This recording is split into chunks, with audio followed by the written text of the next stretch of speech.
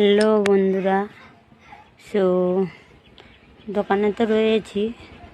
দোকানে কি করছি দেখো।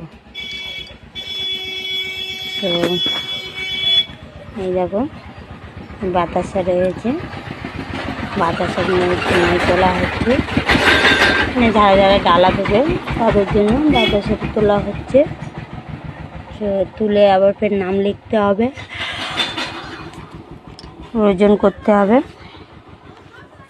তো ওজন করতে হবে, করে তারপরে অনেকে দিতে হবে, সন্ধ্যাবেলা নিয়ে যাবে।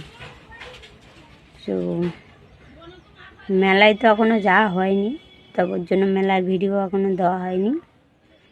তো আজকেরে দেবো, আজকেরে মেলার ভিডিওটা দেবো।